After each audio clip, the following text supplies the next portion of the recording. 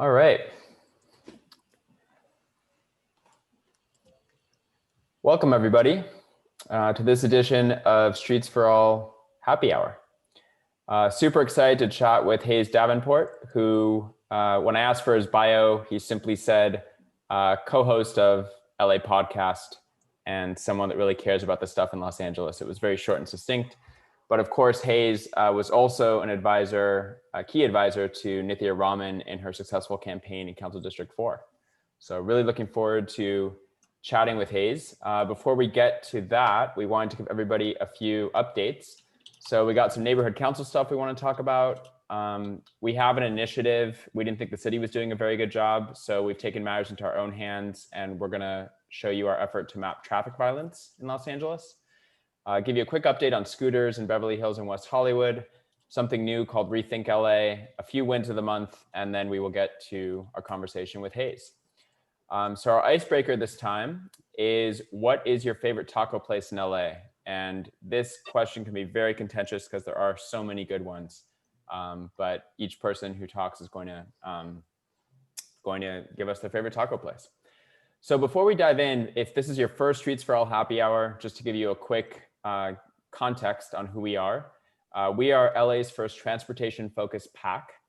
And we raise money and spend money trying to get the right people elected to City Hall and beyond. It's not just specific to the city of Los Angeles, but in this last election, we endorsed in LA County, South Pasadena, Culver City, Santa Monica, Burbank, and a few other places. And we want something very simple. We don't want to get rid of cars. In fact, we're accused of that sometimes, but there's a car in our logo. We think cars play an important part. But we don't want somebody to have to spend 2 or 3 times as long trying to get somewhere by bus. We don't think that's very fair. And we don't want people to have to risk their lives to get around by bike. So we want bike lanes, bus lanes, wider sidewalks, shade trees. We want to be like a more modern city, similar to places in Europe that have gone through revolutions in the last 15 years. And it feels like we're stuck and we're trying to unstick LA and get us into the future. So with that, we're going to talk about neighborhood councils. My favorite taco place is La Otra Taqueria Escuela on Beverly Boulevard in Mid-City West.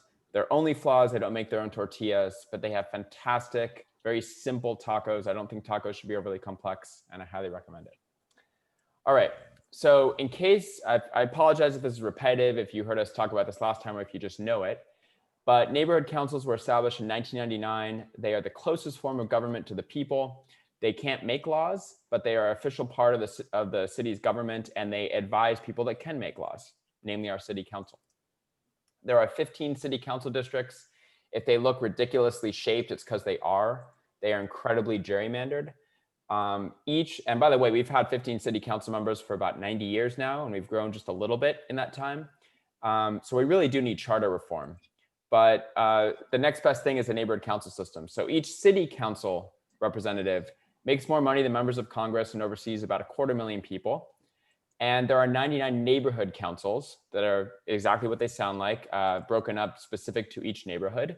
They are not necessarily contiguous with city council districts. So one neighborhood council can have 1, 2, even 3 council districts in their district.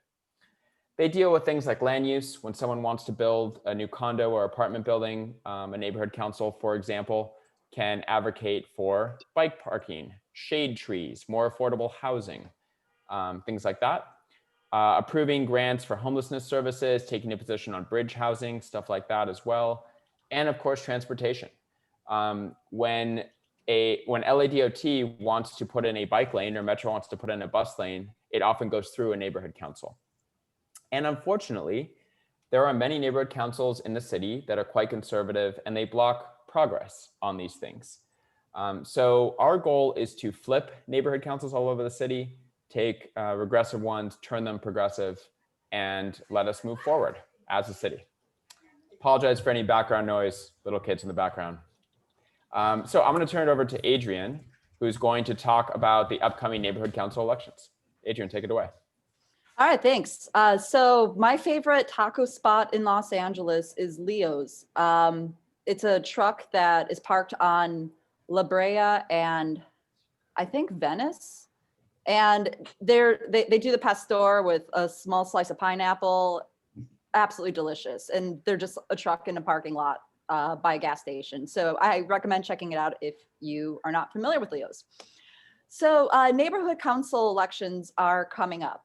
The very first region that is experiencing their elections is Region 5, which is listed here on the screen.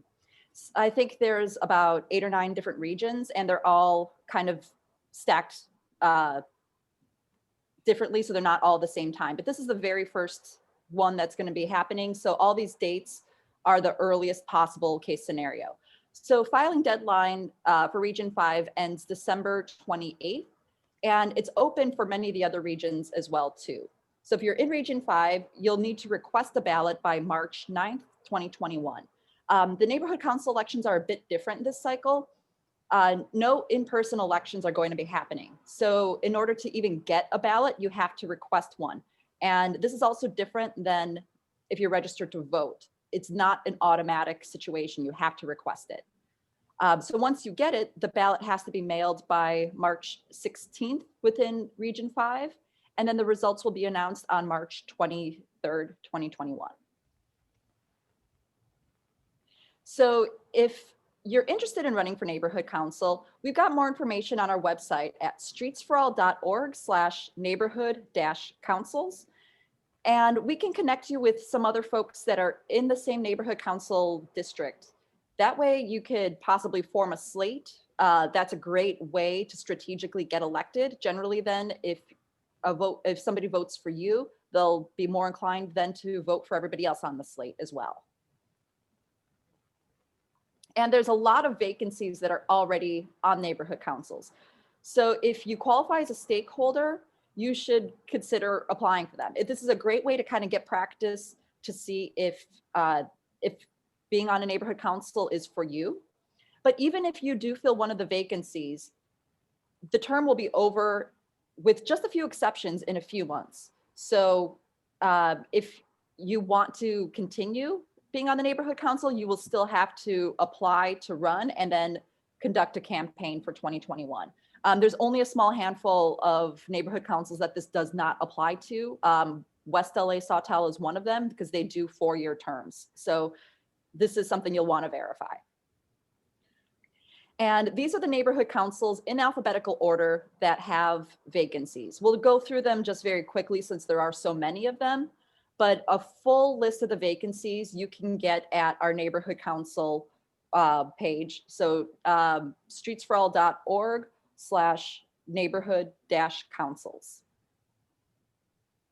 And so now our steering committee member, Josh Fredevogd, and our volunteer, Albert Kachapum, are going to discuss our new project of mapping traffic violence. Take it away, Josh and Albert. Thanks, Adrienne.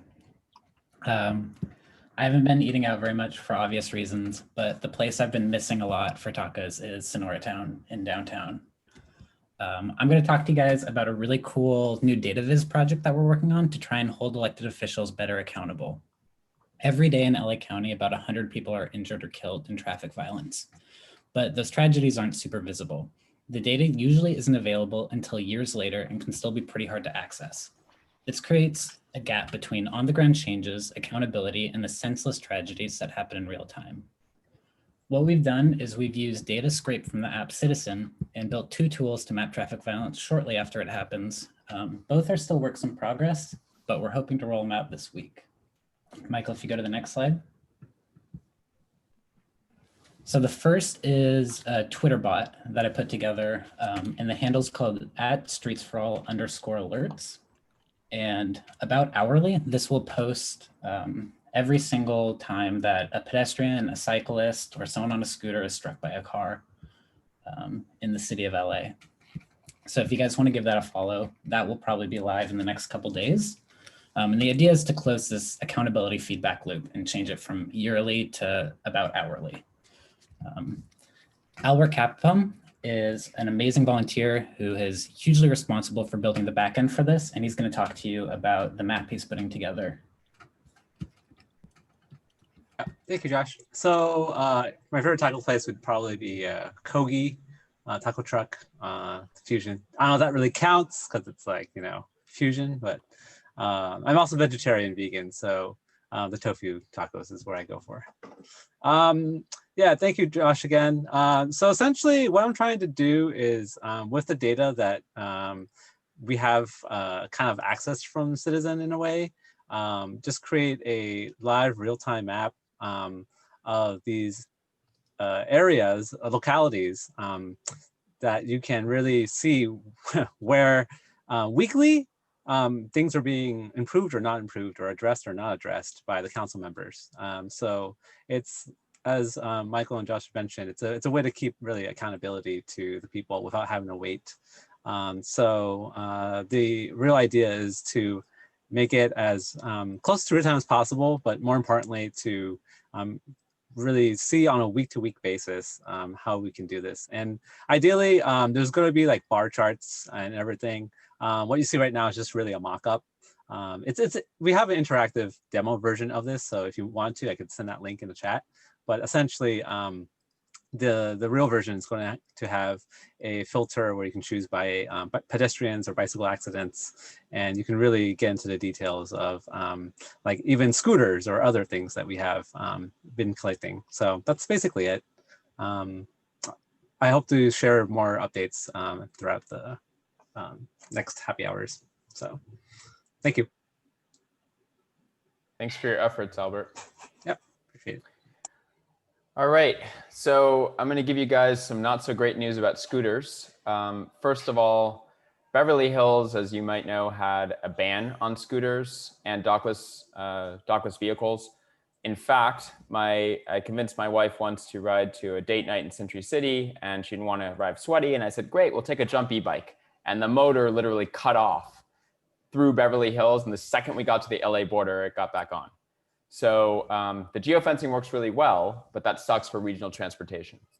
A week and a half ago, the Beverly Hills City Council, the staff had recommended that they repeal the sunset date, meaning it would just be indefinitely banned. And the council didn't go for that, but unfortunately they ratified maintaining the ban. So scooters are now banned until the emergency stay-at-home order is lifted. So basically until COVID is more or less done, plus 1 year. So that's what they went with, unfortunately. However, on the more positive note, the city of West Hollywood is about to reconsider their ban. And it actually, with the latest election and the people that are on it now, it actually looks promising. So I think this is going to be December 21st. We'll let you guys know, or it might be early January. But if West Hollywood falls, the Beverly Hills will be the last remaining holdout. And hopefully we can get them over the hump and actually be able to ride scooters and dockless e-bikes all over the city without thinking what jurisdiction you're in. All right, over to Taranig to give you guys an update on Slow Streets.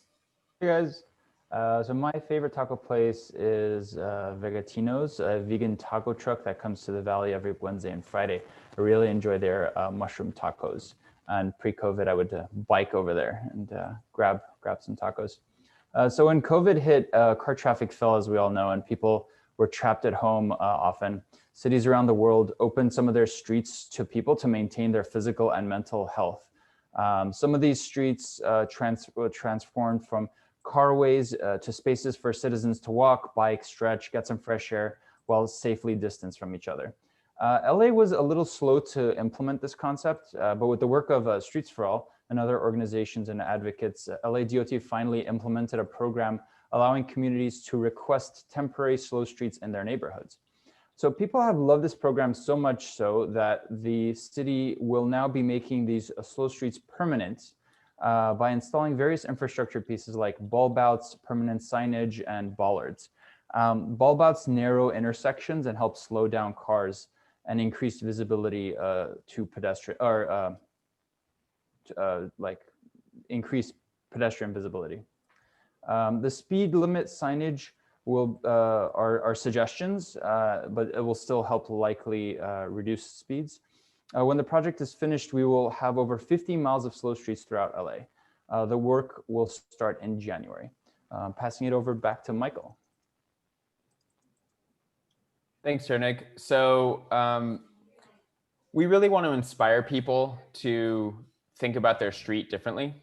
And I think a lot of people think when they look at asphalt or concrete, they think that's just the way it has to be, but that's not true.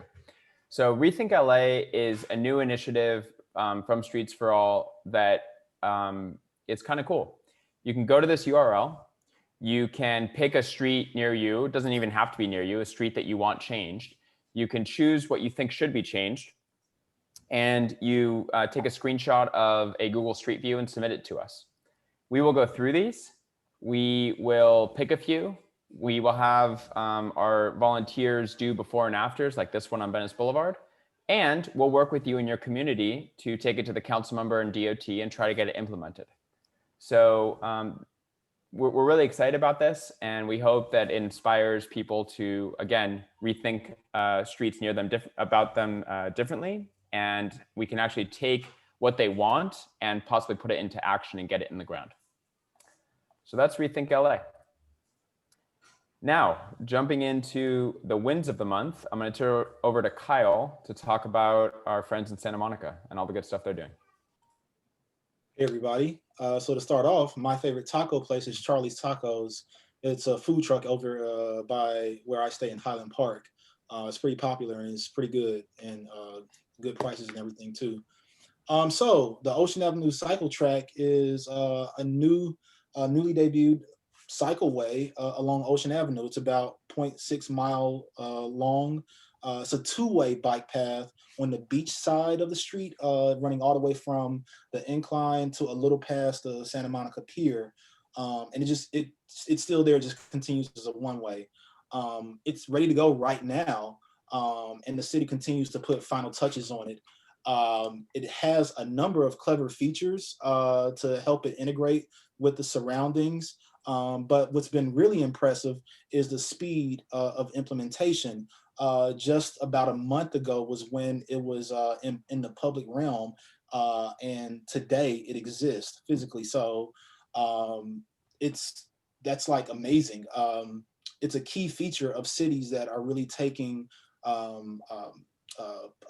personal mobility and bike paths seriously. These sort of two-way cycle tracks with a lot of buffer between car traffic. Seeing how fast stuff like this, a project like this can be implemented should excite us about the possibilities for the rest of the city. So the dream is indeed to see more of this all across LA. And if you know a street you'd like to see converted, I refer you right back to our Rethink LA campaign. We love to hear more about how you want to see your neighborhood and street change. And now back to Michael to tell us about another Santa Monica success. Santa Monica Boulevard. So this one's actually in the city of Los Angeles. Yeah. Anybody that has seen our mobility plan knows that Ohio Avenue is a key link east and west of the 405 in West LA. It has a protected bike lane on the mobility plan. Unfortunately, that's not implemented, but most of Ohio does have a normal bike lane.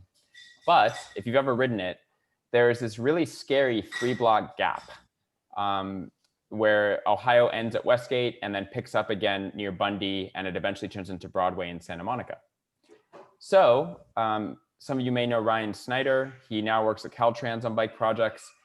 He created this idea of a two-way raised cycle track on the south side of the street for those 3 blocks, getting people safely from Ohio to Ohio. We took this and presented it to the West LA Sawtelle Neighborhood Council, and they unanimously passed a motion of support, which was really exciting. So we're now working with Councilmember Bonin's office and Caltrans, because this part of Santa Monica is still technically a state highway. Caltrans owns it, and seeing how we can actually get this in the ground. So that will be an exciting gap that we can plug. Now over to Jimmy Askew to talk about a widening that almost happened but didn't. Jimmy. Thanks. I'm Jimmy Askew. I'm with the NoHo Neighborhood Council. My favorite taco place is Casitas Al Carbon, which is on Magnolia and Backman. Really, it's just your sort of solid neighborhood taco stand. They have everything you could want in a taco stand, and much like when I lived in New York and every neighborhood had a good bagel place, now we have a good taco place instead. So Michael just wanted me to share this quick story about the Magnolia Boulevard widening tonight. In 2018, our neighborhood council received a bulletin from BOE informing us that Magnolia Avenue was going to be widened to 5 lanes with a reduction in sidewalk size on the north side of the street. For those of you who aren't familiar with the area, Magnolia Boulevard had already been widened on one side of the street, on the south side of the street, in 2011 before I was on the neighborhood council. And we had seen the lack of benefits to the community from that. So we raised our voice to oppose the project, and we fought really hard to reimagine it. We went through a lot of rounds of discussion with BOE and a lot of rounds with the council member's office, and we remained adamant that this widening couldn't proceed as they had planned it. There was a lot of talk about how much money was on the table for it from the feds and from the state, and we said it doesn't matter. It's a zombie project and it's not right for the neighborhood. So on November 30th, the BOE finally announced that the street widening is not going to occur.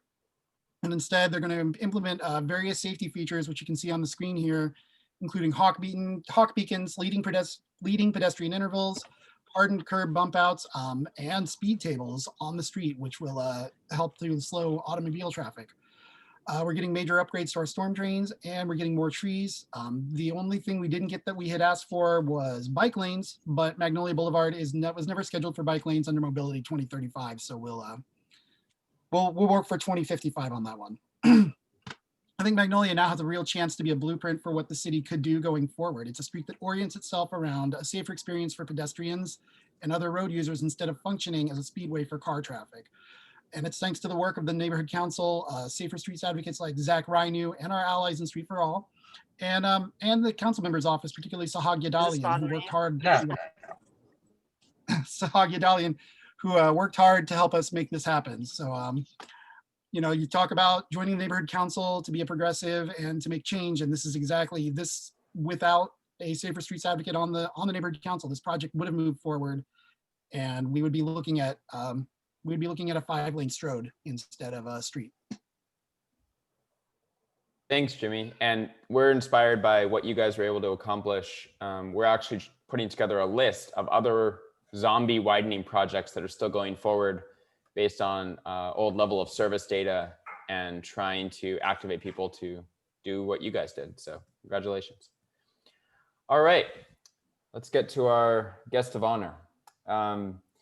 So Hayes Davenport is, among other things, co-host of LA Podcasts, which you may have heard of.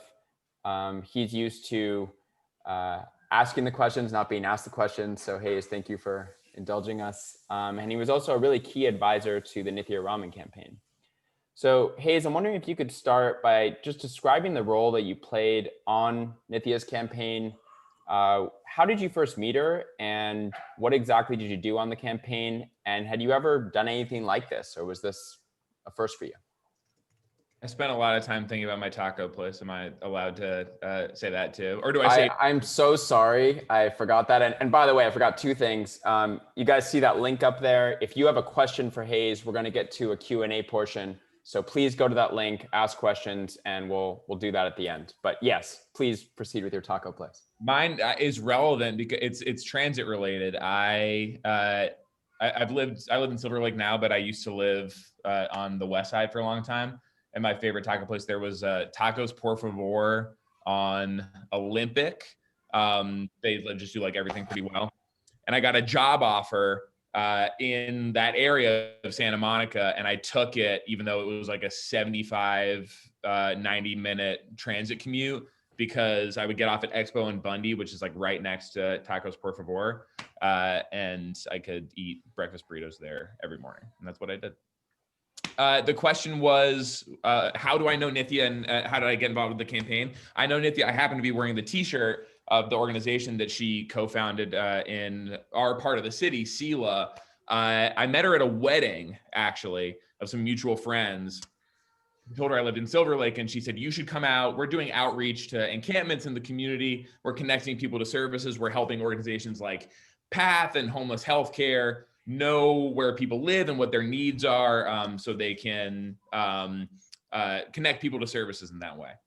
And I started doing outreach with Nithya and her group, got to know a lot of the people living in the neighborhood, and watched as she basically set up more or less on her own an access center for people experiencing homelessness. We're a very service poor area. for people who live on the street in Silver Lake. We didn't have anywhere people could take a shower. We had no walk-in services of any kind, really. No bathrooms. Bathrooms at Echo Park Lake even are closed a lot of the day.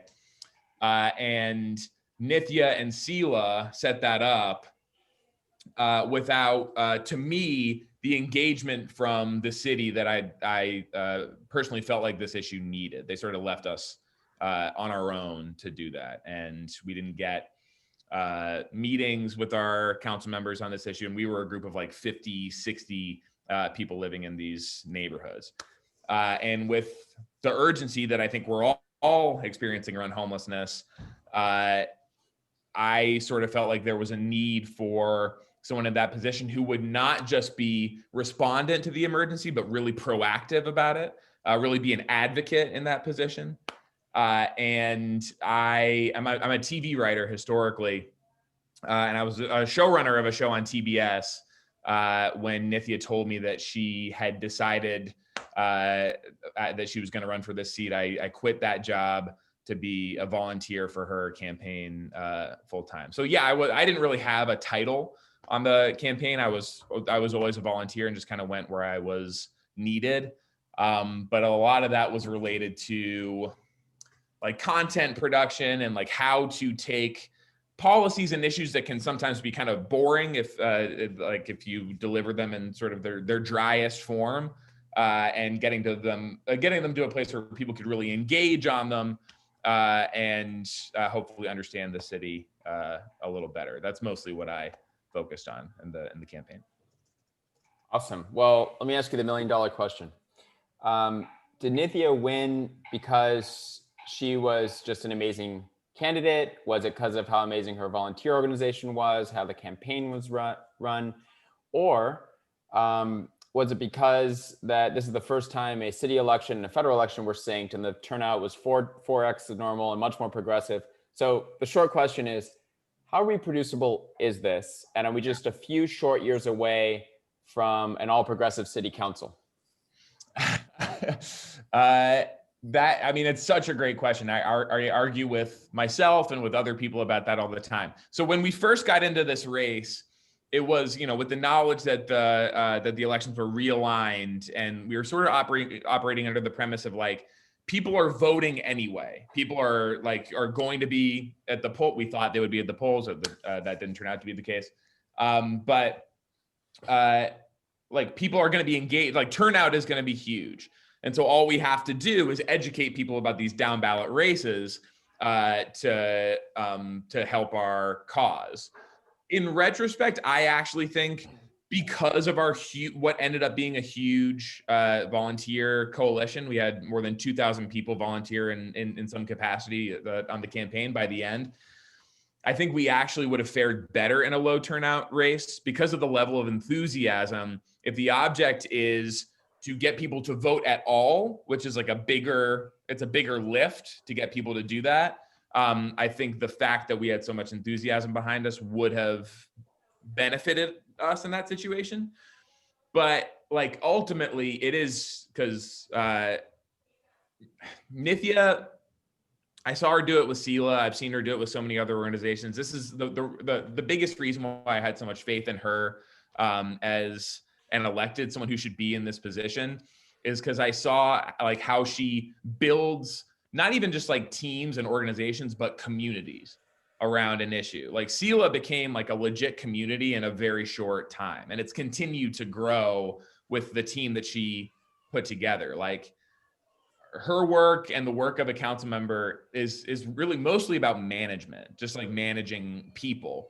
And she just does that at an extremely high level. And how we got through a campaign with that many people showing up without any huge blowout fights or anyone really hating each other by the end. I don't know how that happened, but yeah, I imagine it is going to be kind of hard to reproduce. It was a perfect storm in a lot of ways, but I also think hopefully the momentum from this can be carried into future races in some way. How do you think those that are interested can keep the momentum going? I mean, it's crazy. The primaries for the 2022 elections are 15 months away. That's Yeah. a really short amount of time in election time. What do you suggest? Yeah, so we showed up into the race, like people said it was late. It was comparatively late to a lot of other candidates. We started running in August 2019. So, that's 9 months off of where we are now before we even got into the race. And I think that was good in a way because it's really hard to sustain momentum over a 2-year campaign. We found that by the end of the general, it's just hard to say this stuff over and over again and have people be newly energized by it. I think the way to stay engaged for the next 8 or 9 months, I think it's going to be about policy mostly, especially what's happening on the COVID front. Things like What Streets for All it has been doing in response to COVID, taking it away from necessarily like electorally specific issues and saying, here's actually the policy work and the street level work that we need passed right now, turning campaigns that aren't about an individual into things that can engage people just as powerfully. It happened with the People's Budget campaign to like a massive degree. I've never seen anything like that around something as dry as budget. I think there are so many places to plug in around issues like rent forgiveness and like a just recovery from COVID. That I also think are ways to continue momentum going into when we do next have elections for city council and other positions.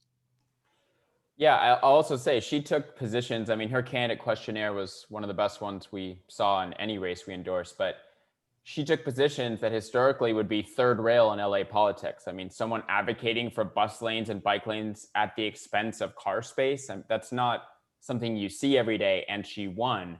Do you think that some people in LA just took the blinders off and woke up and realized that the shit matters and who's representing them in city council matters? I think those people were always there. I think the people who, it's true with homelessness too, right? Like, I think it works the same way as street equity. I think the majority of people, not to like silent majority is a weighted term, but I think the majority of people on these issues want to see more services, want to see more people, more affordable and supportive housing, even in their neighborhoods, want to see more bike lanes and bus lanes, want to have more options for getting around the city, especially young people.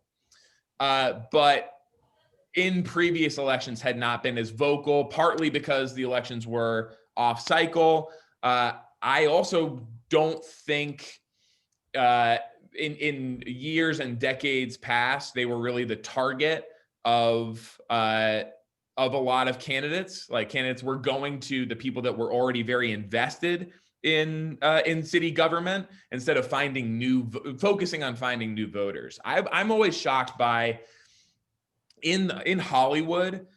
The entertainment industry is the ATM for Democratic politics and for the rest of the country. And like every other night, you get invited to some backyard party for a representative in Arkansas or something who's running the race. That connection had not been forged really with city elected officials. Garcetti was actually an exception. Like, Garcetti did have a lot of entertainment industry relationships, but not so much for other people in the city of LA.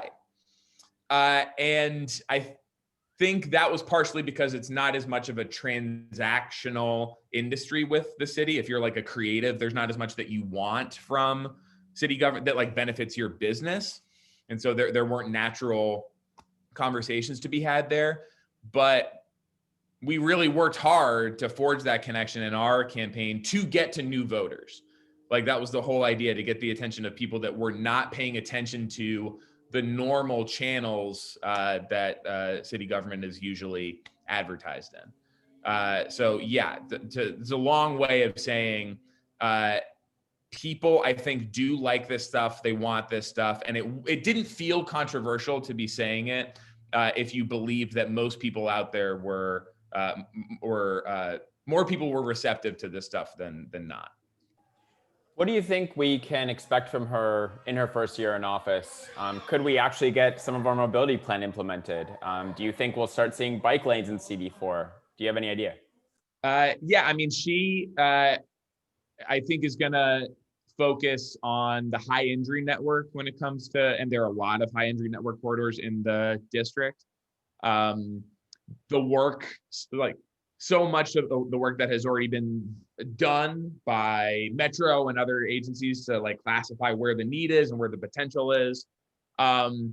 So yes, that is absolutely going to be a priority for her. I mean, I know that she's already talking about connecting with other agencies on what the low-hanging fruit is, basically what she can do earliest. But there's also, the fact that you're just we're triaging emergencies right now when it comes to the city, when it comes to COVID, when it comes to homelessness, just like absolutely skyrocketing. So it'll definitely be among a list of priorities for her. I have to say, the day after she won, I started getting texts from different people at LADOT. Maybe we could look at this again. Maybe we could look at that again. And it just showed me what a blocker the council member was, Councilmember Rue. So let's talk about LA Podcast. For those that aren't familiar, this is a weekly show that you host with Scott Frazier and Alyssa Walker. Looks like you guys started about 3 years ago, and you just recorded your 151st episode. Is that right? Mm-hmm. I hadn't seen anything like this in LA politics, something that's just real and approachable and walks listeners through in a very simple way the thorny issues of the city and what we're dealing with. How's the show going? Do you feel like it's opening people's eyes, making them demand change in LA? Is that the goal of the show? Yeah, I mean, the goal was really, it started with just Scott Frazier and I, but the goal was really to create something that we wanted to exist for ourselves, that we would have wanted to listen to, really. I know when I first moved here, it's hard to kind of like find a place to like grab hold of LA politics. Like you listen to the radio and you hear someone mentions Mark Ridley Thomas or something, you don't know who that is. You don't have the context on their history, their personality. I would listen to Which Way LA every day. And that was on for a half hour every day. And that was a great way to kind of gradually get caught up on what was going on. But it was also pretty dry. Like I love Warren Olney, but like it was on the drier side for these shows. So it was an effort to take advantage of what is a very bizarre, like often like shockingly weird system and set of people in LA politics that we have here. Everyone has a unique personality. There's a very small number of them. Like in New York, I imagine it would be a lot more difficult because there's 51 council members in New York. We have 15 here. And so it's like, it's so easy to grasp this smaller number of characters. But yeah, that was just an effort to take this stuff and make it entertaining, because I really believe that it is. And I've seen, I think it's going great. I don't think we're primarily responsible for this, but like in these last 3 years, there's just like a shocking difference in like the level of engagement between when we started and what we felt like we had to explain to people compared to now. The biggest jump being we can kind of track focus on local engagement just by our listens. And after the protests, the uprising in June, our listens quadrupled. Like that's people saying, I want to learn more about this. Like I want to get caught up in what's going on. And then when when like the impeachment happened, our listens like cut in half because people were focusing on national stuff. So it always goes back and forth. But yeah, I mean, I'm thrilled and stunned by, I think, how many more people are getting invested in this stuff. Awesome. We have a ton of questions for you from everyone listening. So let me go ahead and share my screen again. Let's hope this all works. Can everyone see that? What direction do you think the incumbents are going to go, given that Councilman Rue's been defeated. And we should point that out. Incumbents are almost never lose. So this is a big deal. Zach wants to know, do you think they'll try to be more progressive or raise more money? Yeah, we were the first challenger in 17 years to be an incumbent, which I actually don't think does justice to our campaign, because the last one was Antonio Villaraigosa, who had been Speaker of the California Assembly when he was not like an underdog when he did that, and we definitely were. So I think we saw it honestly at the beginning. We saw shifts in policy at the very beginning of the campaign. The one that I mentioned most often is 8502. I'm sure many people in here remember, is the municipal code that bans sleeping in your car across most of the city. And it was renewed every 6 months by the city council. It was unanimous vote. And then just before we got in the race, there was another unanimous vote, but Mike Bonin expressed that he was like concerned about it, was like maybe not going to vote for it again. And then Nithya went out there and started talking to people about like, we have no place to put people who are sleeping in their car. We have 200 safe parking spots in the entire city and 0 in District 4 at the time. And still, I don't think any have opened. We don't have shelter beds for people to go. Like when you say that people can't sleep in their car, you are illegalizing their existence in the city. This is an expensive, cruel, and inefficient way of treating this problem. And then by the next time it came around to vote, Rue had gone against it, though nothing had changed in the homelessness landscape really. And they didn't put it up for a vote again. It lapsed. And so it's no longer law. As of January 1st, 2020. I think they are responding to attention and in a way that is shifting them on policy. We're seeing that, I think, primarily on homelessness, but honestly also on mobility issues. I think that movement really is happening. Compared to raising more money, we were up against the best funded campaign in city council history. So it's like, And you outraised them.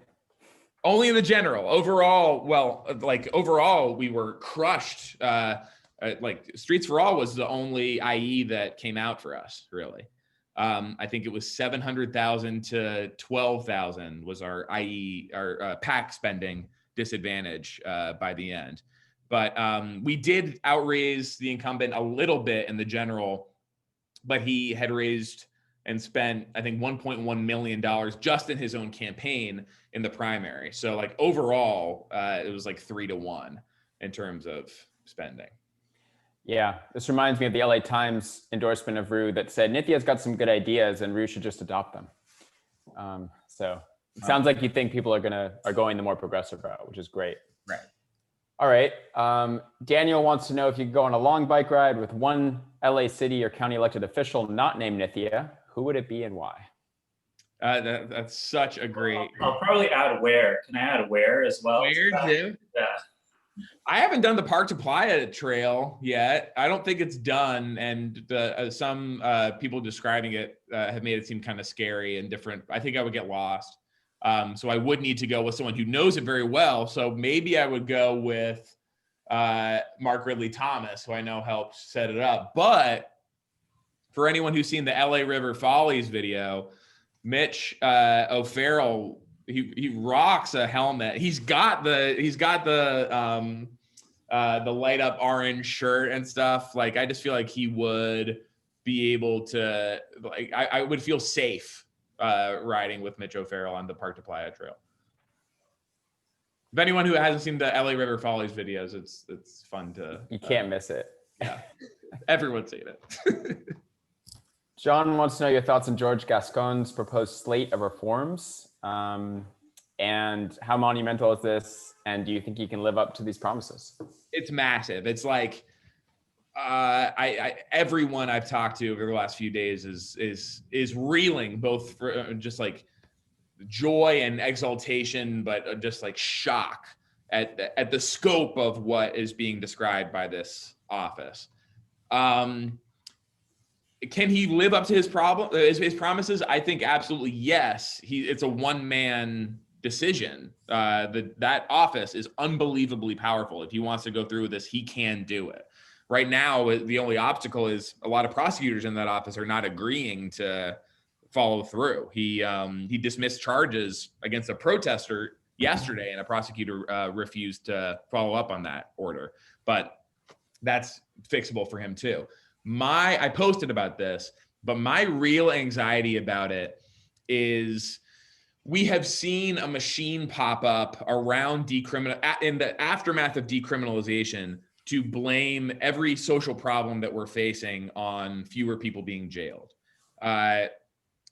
Craig Lally, the president of the LAPD union, was saying today that this is going to cause huge problems because people are going to leave the criminal justice system and just be back on the street and become homeless and commit more crimes. So the alternative he's suggesting is that they stay in jail, which that's just a better place for those people to be, which I don't think any of us, hopefully on this chat, really agree with. But if this many people are exiting the system and being released, we do have to create services, resources to catch people, to direct them into housing, into work, into mental health care, into safer situations, or else we are going to see problems that will be taken advantage of by reactionary movements to bring us back to a worse place than we were when we started. Like that's already, you can feel that already happening. And so while I think that Gascon can absolutely live up to his promises, I hope the rest of the city, the county, both the government and the people that live here take this as a call to action rather than a cause for celebration. This is like really the beginning of something rather than the end. Ada wants to know, will Nithya be using her position to advocate for other progressive candidates in other positions? Ida, I apologize. Thank you for the correction. Using her model for momentum. I mean, kind of I guess the first question we talked about, how reproducible is this and how much can Nithya usher in other people like her in other positions in both the city and the county? Yeah, so I mean, I'm not going to speak for her as an elected official. There's always the balance once you're in the system. Someone like Nithya does not want to be just someone who is like yelling from the sidelines, you know, who is just like calling people out and has like a purity of values, but is not getting anything done. She does want to work with her colleagues on the council. And so I think it's like finding a balance of like, okay, these are the people that I can work with. I can get them into this place. Like there is always that negotiation. When it comes to mayoral elections, city attorney elections, like all these like open seats, I think absolutely her model and her mentorship are sitting right there for anyone who wants to do this. She's already talked to like a huge number of people that are now like considering getting involved in 2022, like in LA or in places around the country. So yeah, I mean, I think she would like to be the person. I mean, like I saw like there are a lot of people that had run in city races before who were advocates for Nithya and like just inspirations for her in terms of what could be accomplished, and talk to her and like led her through the process. So she'd like to do that for other people too. Eric says there's obviously a lot going wrong in the city of LA. What kind of actions would you like to see civil servants take in order to create progressive changes? Yeah, I mean, yeah, like you said, there's a lot wrong, and so I think there are a lot of actions. Like, what's the headline for progressive change? I think it's more like process based and just like it's more about flexibility than about like specific policy. There's a lot of low hanging fruit right now in terms of policy that's been sitting on the desk of city council for years and has yet to be implemented. Right to counsel for people facing eviction. We have a sort of abbreviated version of it during COVID, but it's just temporary and it's underfunded. But that's something they've been doing in New York for a while now. They're doing in San Francisco. things that keep people housed, stop the massive pipeline right now of people onto the street. There's general agreement in the council seemingly that this is the right thing to do and it should be done quickly. But for whatever reason, everything takes 2-3 years.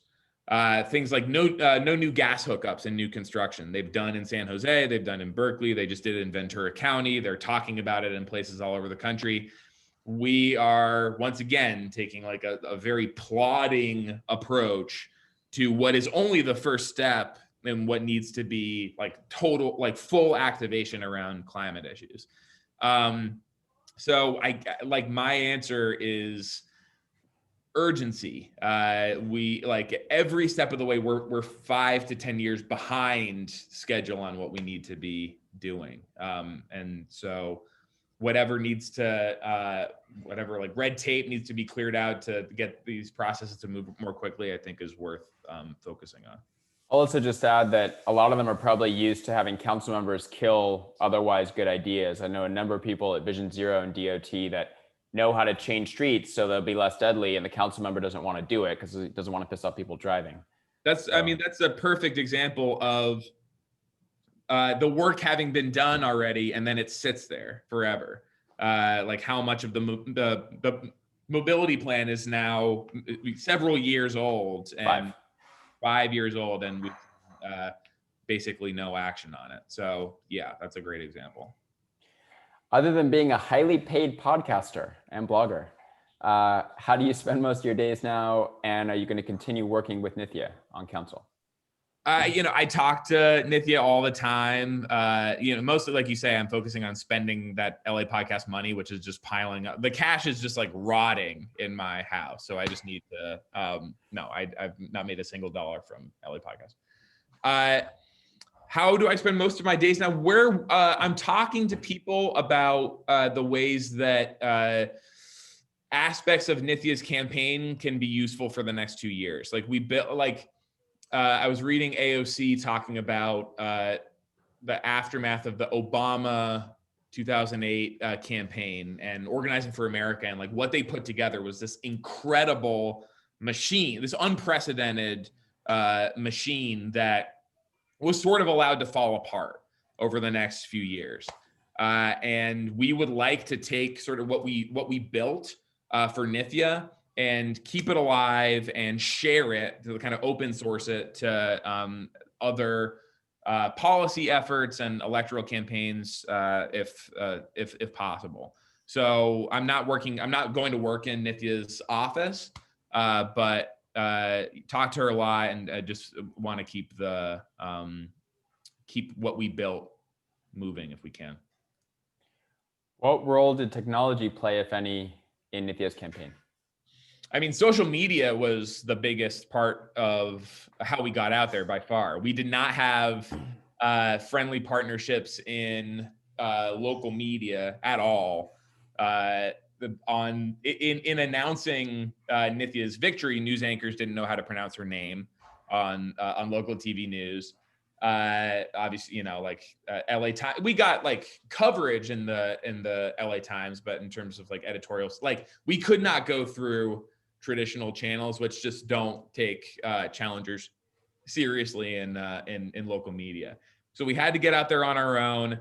If social media counts as technology, that was like a huge asset for us. It's free. It was like sort of like we knew if we put just good content in there, good stuff would come back.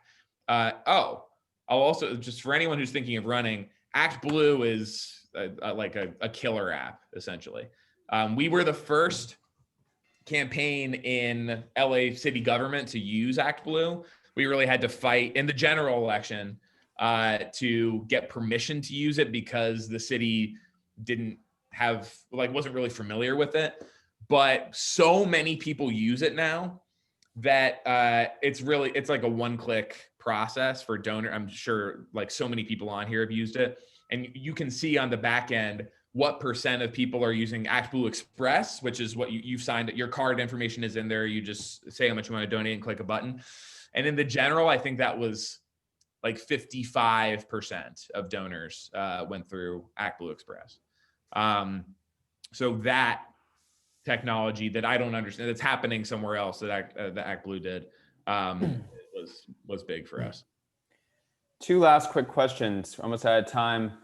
How do you think the city budget deficit is going to impact progressive goals? I see someone promoting ground game in the chat. I just want to say, like the campaign that Nithya built was sort of a merger of Nithya's abilities with ground game and what Jessica Salins and Megan Choi, her co-campaign managers, had been developing for years. They worked on Lorraine Lundquist's campaign. Yeah, I would totally suggest going to their online event on Thursday at 7 if you're interested. The city budget deficit, how will it impact progressive goals? You know, I am more optimistic than like I have never seen our goals like in the campaign or like in like progressive LA in general as being mostly about budgets. Things like building housing for people who are homeless. There's a huge sticker shock, especially with like it's costing like $500,000 a unit in LA right now, but it saves money in the long term than keeping someone on the street, which is like just an endless flushing of money without solving any social problems at all. We are choosing the most expensive solution almost every time when it comes to like the course we're on now in Los Angeles, which is often a policing-based approach, certainly when it comes to homelessness. So, you know, I think if we were honest about spending in the city, it shouldn't matter. It will, absolutely. But there's things like Streets for All people would know about this potentially better than I would. But a lot of the funding towards street services is dedicated by measures M, R, J, like that I don't think will be as affected by the city budget because it has to be spent on those things. So I think there are a lot of opportunities. We just got informed by LA DOT that we can't afford green paint right now. Okay, just to put things in perspective. This is a great question to end on. What do you think is the biggest lesson from Nithya's win? I think the biggest lesson from Nithya's win is that the assumptions are just like often wrong. We were like told to our faces, like at the beginning of this, that it wasn't possible. And we did pick in retrospect a difficult district. CD4 is was a tough one to just show up in as a challenger and get a win. But I think that like the biggest lesson about what's happening in LA right now is the centers of power when it comes to who has influence with elected officials, what voices elected officials are listening to the most. That I think that power is much more evenly distributed now. It's not gone from those sources, but it's been spread out a lot. And I know that because Nithya had none of them. Even like ones that tend to like, you know, name it, media, labor, homeowners associations, police, just she didn't have any of them. She just had people. And that, yeah, I think that's the lesson, that's really all you need. Awesome. Well, we're out of time. Hayes, thank you so much for indulging us and being on with us tonight. Thanks to Jimmy Askew and Albert for joining us as well as the Streets for All Steering Committee. And thanks to the audience for all these questions. This was great. Just want to remind everybody that the next Streets for All Happy Hour will be Wednesday, January 13th at 5 p.m. We have a great guest. We'll announce them soon. Stay safe from COVID. Have a happy holiday, and we'll talk to you all soon. Thanks, everybody.